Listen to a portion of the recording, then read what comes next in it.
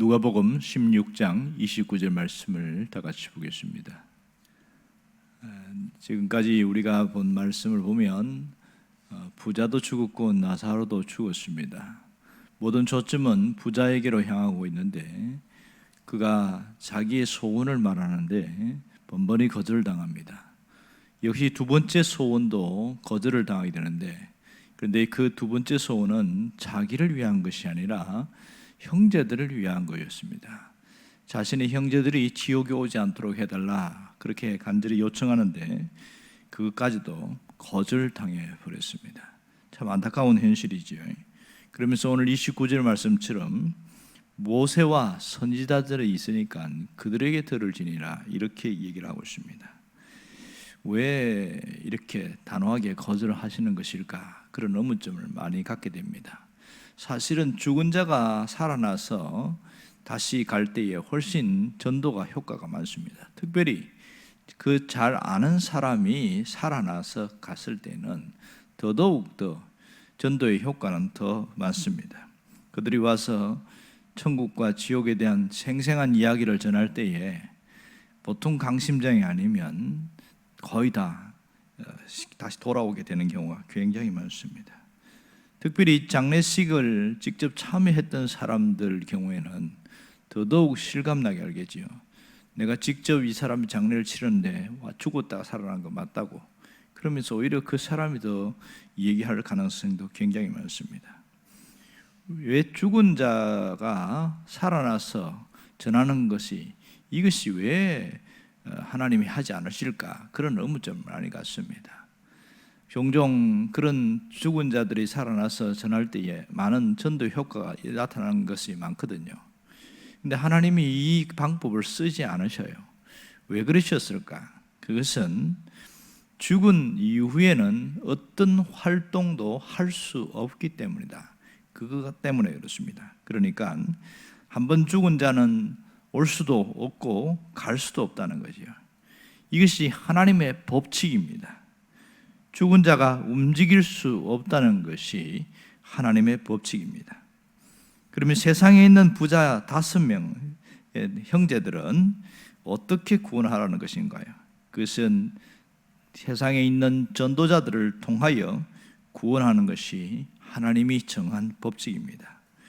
여기서 모세와 선지자가 나오는데 이들은 하나님은 하나님의 뜻을 선포할 수 있도록 보낸 자들, 이들이 모세와 선지자들이다. 그렇게 얘기할 수 있습니다. 각각 시대마다 다른 옷을 입고 하나님이 보내신 그런 분들이 있습니다. 여기서 모세는 구약의 대표자라고 할 수 있겠지요. 특별히 출애굽 광야 여정 속에서 하나님의 뜻을 가장 정확하게 보여준 자가 모세였습니다. 모세의 말을 들을지니라 그런 얘기를 하고요. 또 하나는 선지자가 나오는데 여기에서는 다양한 계층의 선지자들이 나타나고 있습니다. 직업도 다양하고 메시지도 다양하고 전하는 지역도 다양합니다. 그러나 분명한 것은 그들이 하나님께로 돌아오도록 했다는 것은 분명하고 하나님의 메시지를 전한 것은 또한 분명합니다. 그래도 돌아오지 않자 하나님이 누구를 보냈냐면 아들을 보냈어요. 결국은 직접 인간의 몸을 입고 이 땅에 예수님이 오시도록 했습니다. 예수님이 천국 복음을 전하시고 또 하나님의 역사를 보여주셨단 말이에요. 그래서 돌아오도록 그렇게 했습니다. 그 이후에는 전도자들을 보냈습니다. 곳곳에 몸된 교회를 세우시고 전도자들을 통해서 돌아오도록 했다는 겁니다. 그러니까 하나님께서는 이 부자의 요구를 거절하면서 그들에게 모세와 선지자들이 있으니까 그 말씀을 듣고 돌아오는 것이 대단히 중요하다 그런 얘기를 하고 있습니다. 천국에 있는 자가 다시 가지 않아도 복음을 듣고 돌아올 수 있도록 하나님이 그런 모든 장치를 해두었다 이렇게 얘기를 하고 있는 것이지요. 하나님은 이 시대에는 누구를 통해서 복음을 듣게 합니까? 가장 먼저는 교회를 통해서 하나님이 복음에 대해서 깨닫게 하기를 원하시고 계십니다. 그리고 전도자들을 통하여 또 예배를 통해서 하나님이 하나님 자신을 드러내고 또 설교자를 통해서 말씀을 듣게 한다는 것이 분명한 사실입니다. 교회는 예수님의 십자가와 부활을 전하는 곳이고 천국과 지옥을 전하는 곳이 교회입니다. 때로는 아주 느리지만 하나님은 세상 사람 볼 때 어리석은 방법처럼 보이는 전도를 통해서 하나님은 한 사람 한 사람을 구원하고 있습니다. 결국 교회의 존재 목적이 뭐냐? 교회의 사명은 이렇게 잃어버린 영혼들을 건지고 그들이 하나님 나라로 세워나가서 하나님의 일꾼으로 세워지게 하는, 이것이 교회가 하는 일입니다. 어떤 분이 죽어서 하나님의 심판대 앞에 서게 됐대요. 누가 다 지어낸 얘기겠지만요.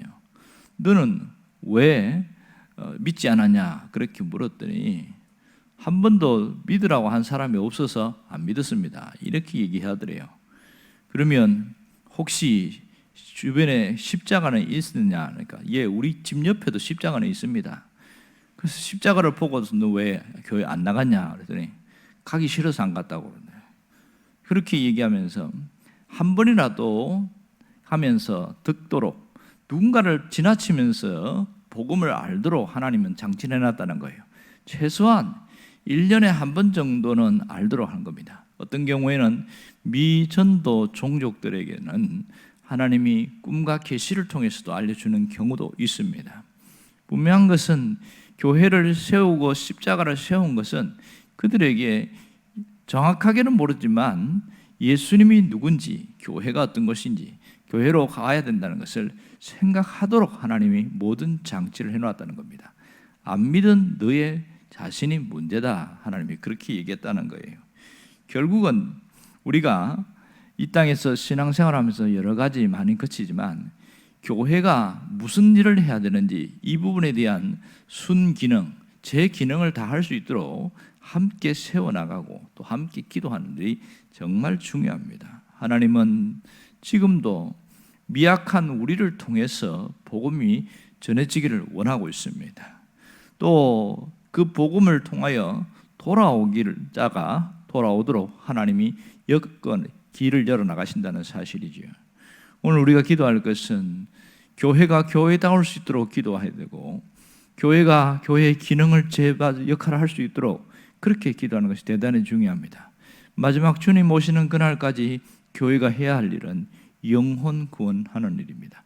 이 일이 제대로 이루어질 수 있도록 함께 기도할 수 있기를 주의 이름으로 축원합니다. 기도하겠습니다.